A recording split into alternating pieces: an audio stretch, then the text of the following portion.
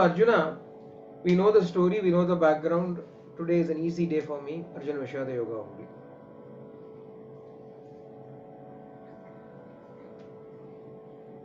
The two armies are arrayed against each other in the battlefield of Kurukshetra. Dharmakshetre, Kurukshetre. Bhagavad Gita starts with Dhritarashtra asking Sanjaya what is happening in Dharmakshetra, otherwise called as Kurukshetra. Kshetra means field. Kuru is the general lineage that was ruling over that place. So Kurukshetra, the field of the Kurus.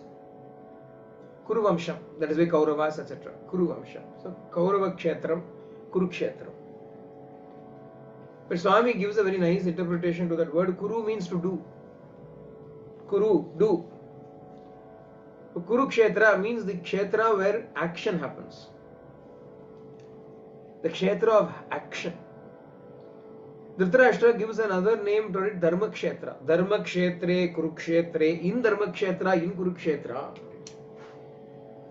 Kurukshetra is the battlefield, but the battlefield was only for one purpose in those days. The purpose of a battle was to establish dharma alone. There was no other reason to fight otherwise.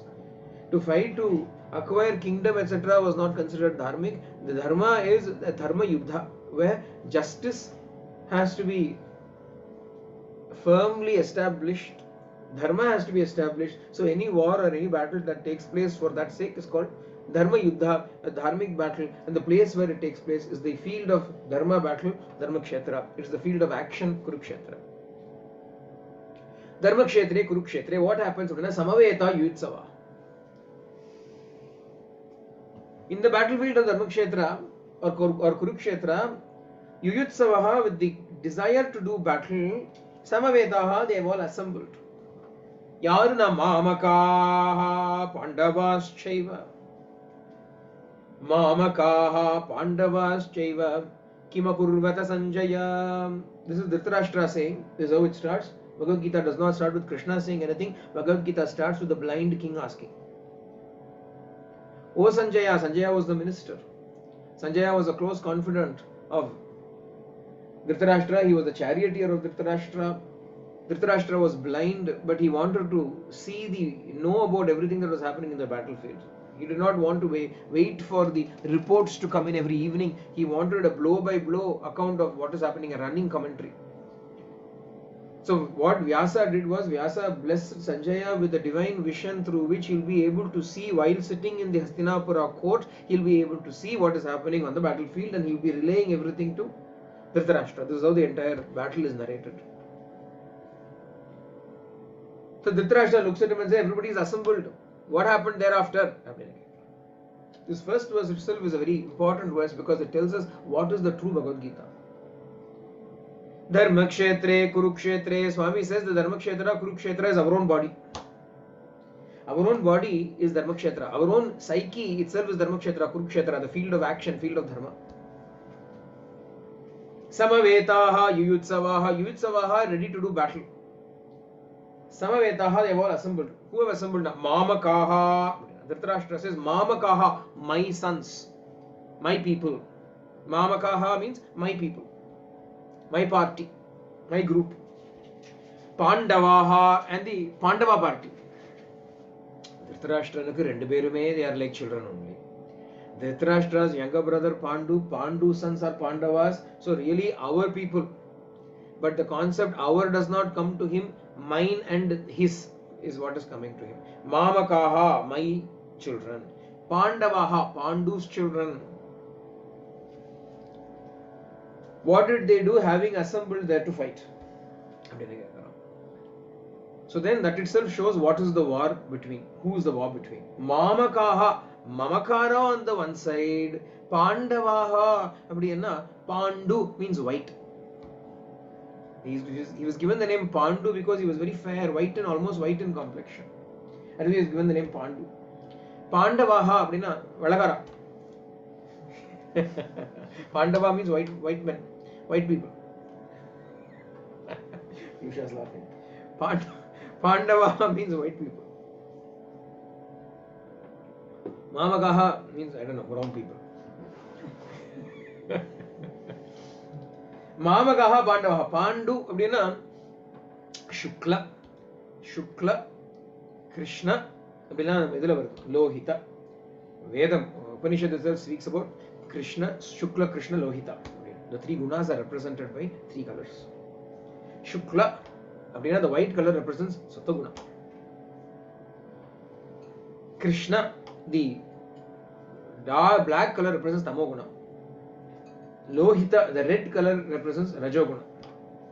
So not to do with people's complexions. Don't mistake it like that.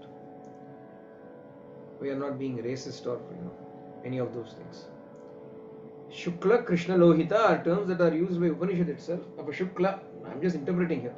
Pandavaha, Shuklavaha. Here also, Pandu's sons. But what does it represent? Sattvic qualities are represented by Pandavas. Mamakaha represents all the qualities that are filled with the idea me and mine.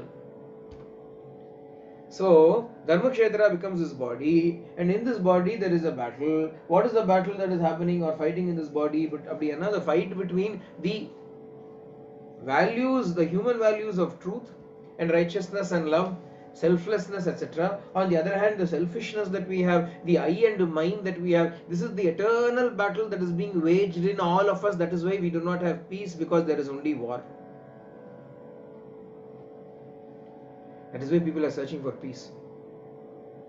Are you not peaceful? Are you in Ukraine? Are you in Ukraine? You are at home, no? You are in Australia, you are in India. Where is the lack of peace for you?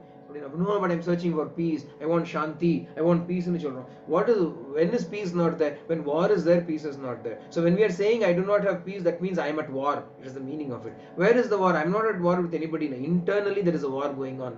Constant war is going on. What is this war between my reality and my assumption? My reality is Shantam. Shantoyam Atma. What in Upanishad? I am Shanti itself. But what is my assumed reality, or the so-called relative reality in which I am remaining? Constant conflict, constant action, constant doership and enjoyership and ego. And all of this is not us.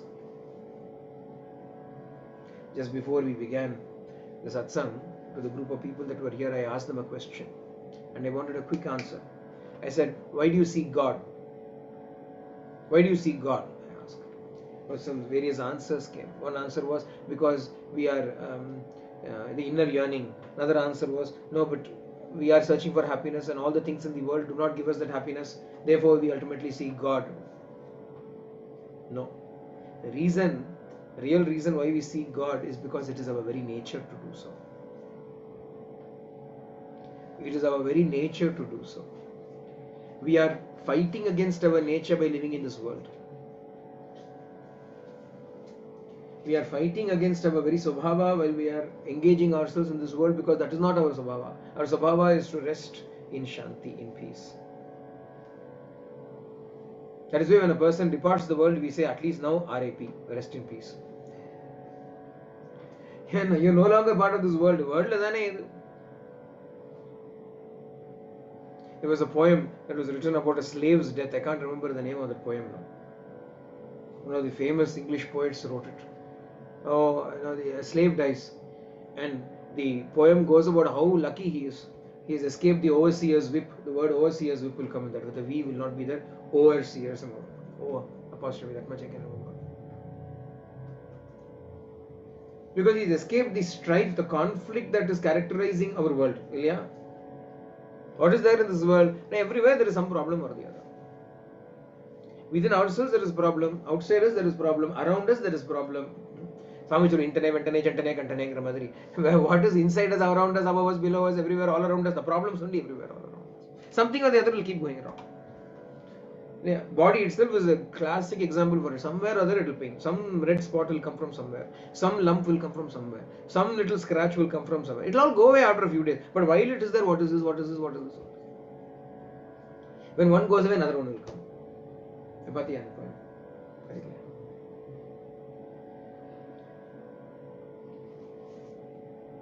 Body. Otherwise, around us, environment. Some war will erupt somewhere, some global warming will happen somewhere, some virus will come from somewhere. And not only will it come, it will mutate. It will do all kinds of things. Then we will live in terror and fear. Then the government will change the policy. Then inflation, the prices will go up. The interest rate will go up. Now you'll be paying more in mortgage. See how something or the other is happening. You are never able to rest in peace. No? There is no such thing as, okay, everything is now solved. There is no such thing. This concept is not there at all. Always there is a war. Inside and outside there is a war. All around us there is a war. We are constantly battling. That is why the Australians got it right. The Aussie battler. They proudly characterize themselves as the Aussie battler. No, that is what we are doing. We are battling all the time. It doesn't have to be only Aussie. Wherever you are battling. So this Dharmakshetra, Kurukshetra, Samaveta, Yutsavaha, the place of the battlefield of Kurukshetra is what is constantly going on within us until we finish this war and win. This war will always be there. But what happens in most people, it is a constant war, it keeps on going on, but in Arjuna's case there was a difference. That is where Vishada Yoga starts beautifully. Arjuna was lucky. Arjuna was lucky because he had the good sense to choose Krishna to be by his side. We know the story of what happened before the war. Before the war had to start, both Duryodhana and Arjuna decided to go and seek Krishna's help in the war because they were trying to woo various parties to their side. Both of them were doing it, engaged in this. Krishna had an excellent army, the Vaishnavi Sena. He had trained it very well. So good it was that when Jarasandha attacked Mathura, 18 times he attacked, he could not win. The army was so good, so strong. So somehow or the other, Duryodhana wanted that army to fight by his side. But he knows Krishna is a friend of the Pandavas. But he also knows if you ask Krishna, he will give.